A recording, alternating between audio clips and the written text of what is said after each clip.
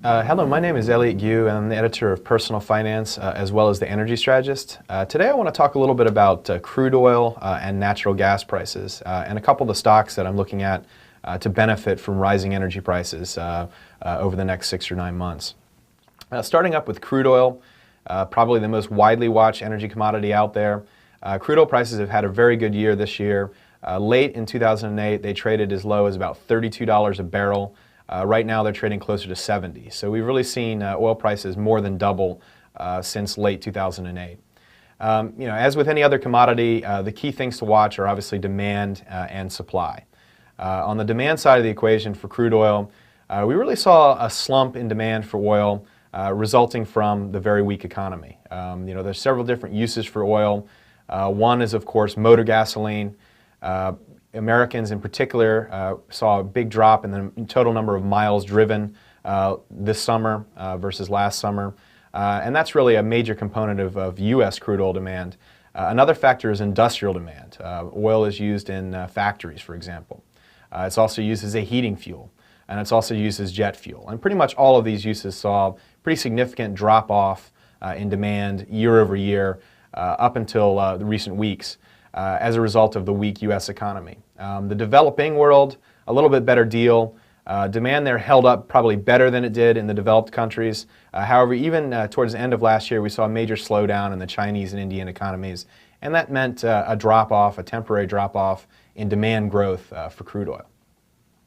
I do believe that that's showing signs of a significant turn right now. In every weekly inventory report, crude oil inventory report released by the Energy Information Administration, which is part of the Department of Energy. They also, in addition to detailing the actual inventories of crude oil, they also offer a figure which compares demand over the last 4 weeks to the same period 1 year ago. And what we're actually seeing in the most recent report is for the first time in over a year, U.S. oil demand, oil and oil products, that means gasoline, heating oil, and jet fuel, actually increased on a year-over-year basis. Not as widely watched or reported in the media as the headline supply figures or the headline inventory figures, but certainly, I believe, very important. So we are seeing a pickup in demand for crude oil in the developed world, in the U.S. We are actually seeing a moderation in inventories. Earlier this year, inventories really soared as a result of the drop-off in demand and continued fairly high production levels. But those inventories have really dropped in recent weeks. You still hear a lot of people talking about bloated inventories. But inventories are actually getting very close in the U.S. to their sort of average range for this time of year. So I do think the picture on both on the demand side and on the inventory side is improving. Supply, I think, is going to become a much more important driver as we move into next year. The reason I say that is that late last year, as oil prices collapsed from almost $150 a barrel to barely $30 a barrel, a lot of producers all over the world in all sorts of different plays cut back on their drilling activity. After all, a lot of plays that we've targeted in recent years, including the oil sands and a lot of these deepwater fields you hear about, just aren't profitable with oil prices under $50. And that's really true of a lot of plays all over the world. So companies thought, why go out and spend aggressively, spend billions of dollars on new projects when oil prices are depressed? So they cut back on their activity levels.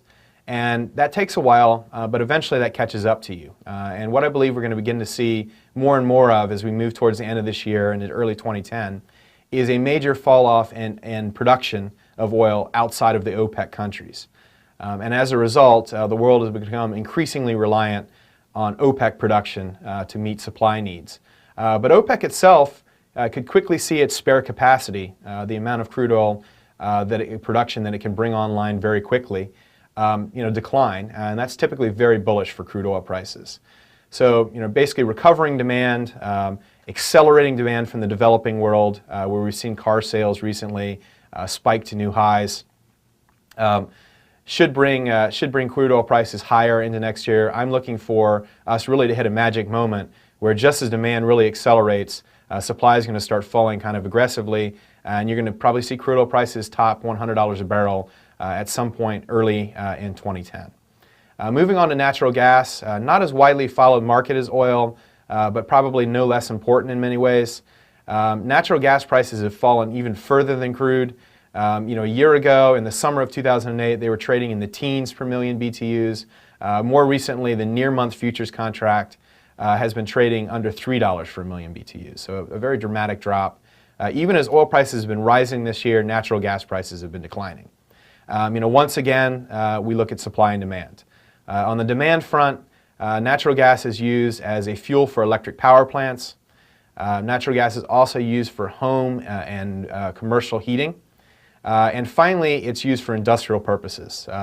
The key source of demand drop-off this year has really been the industrial side, which would include the use of natural gas in factories and also as a chemical feedstock. And demand for natural gas for industrial purposes has dropped off by more than 30% in 2009. And so we've seen, and that's been the real major drop-off in demand for natural gas. Residential heating and electric power have actually held up reasonably well. However, that is very sensitive. That source of demand is very sensitive to the economy itself, and in particular to the health of the manufacturing sector. We actually saw the ISM manufacturing index tick up to almost 53 in the most recent reading. Numbers above 50 indicate an expansion in the U.S. manufacturing sector. This is the first time we've seen that since 2007.